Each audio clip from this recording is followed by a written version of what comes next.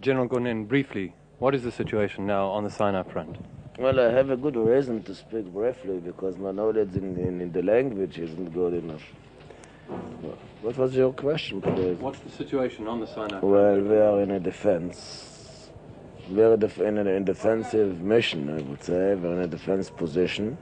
We were attacked Yom Kippur, Saturday, 2:20 about afternoon, with a very massive force, both infantry, tanks, artillery, anti-tank missiles, very modern Russian weapon. And we are now in the stage of Blima. Blocking. Of blocking. The blocking stage, I would say, and we're still blocking. I would say successfully. A little bit costly, but successfully. And the next stage will not be defensive. When will the next stage come? The very same moment when we decide. How would you evaluate the fighting of the Egyptian forces up until now? Can you compare it to previous wars, previous battles? Well, I would say that the quality, the personal quality wasn't changed very much. But the method, the training is changed, the method is changed. They're using now, I would say, Russian or Chinese methods of massive attacks. It is costly, but this sort of method is adopted only by all those nations which manpower means nothing to them. Life means nothing. I mean their own lives means nothing or not too much to them. This method is costly, and they pay the price, and we are trying to do our best that the price will not be low. They may have some success here and there because of the method, and then comes our task to destroy their success, I would say. And we do it every day, every night since it started, Saturday afternoon. Well, this is the situation briefly. How do you feel about the way the Israeli forces here, from the very beginning, took the situation since the Egyptian attack? Well, this attack was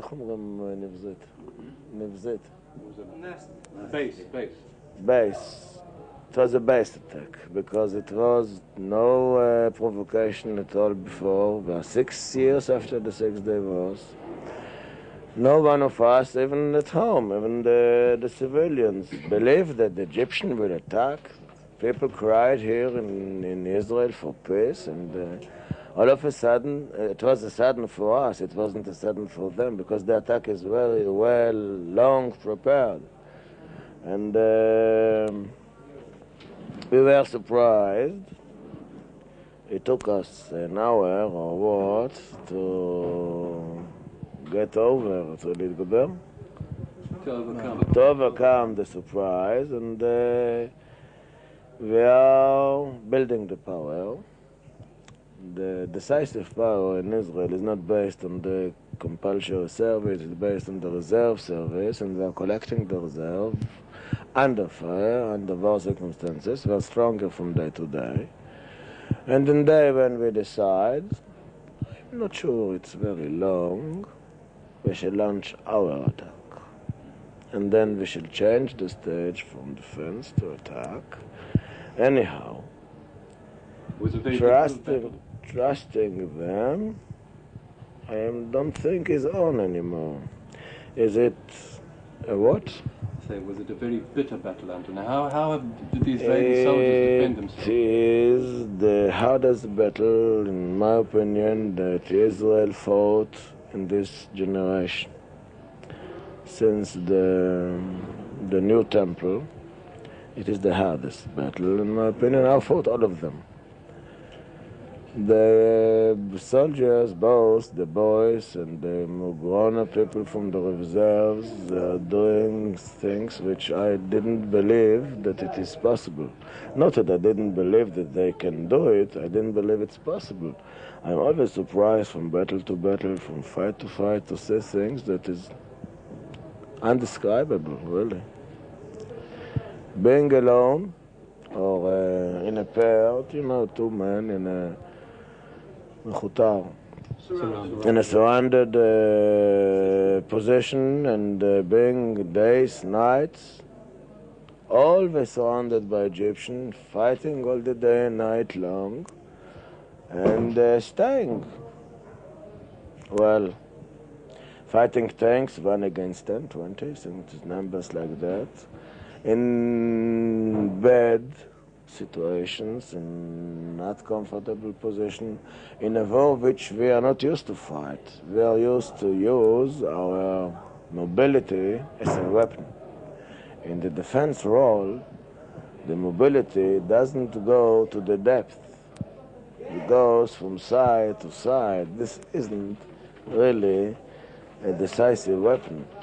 So we have to use being more skillful, more dedicated, more, I don't know, better, just better. And this is harder, of course, than using the sort of battle we are used to fight, the mobile battle. This isn't it's a mobile defense, but the mobility here isn't used as a weapon anyhow. Are you confident of victory? Oh yes, no doubt about that. Why did you ask? Are you thinking of crossing the canal? Thinking. I hope it shall be allowed to cross the canal. Thank you very much, General Gונן. איך אומרים להסתגל? To get used. No, we'll manage. adapt oneself. להסתגל? להסתגל. כן, we'll adapt. adapt oneself. Well, this is the role of the Jew, I would say. If he wants to remain alive, he has to do 2 things. Always fight for his life. Always have to prove that it has the right to live. And here, in this generation, we do it by fighting for ourselves. One of these factors is to adapt themselves to the situation. The Jew is known as a creature which adapted themselves, and we are now adapting ourselves to the situation. We did really, we were surprised for an hour or what, and then we conducted the battle as pre-planned. You know, the way of being a Jew. Do you see peace ever coming then? I thought of having peace with the Egyptians for a long time ago. I think they need peace, and I know we need peace.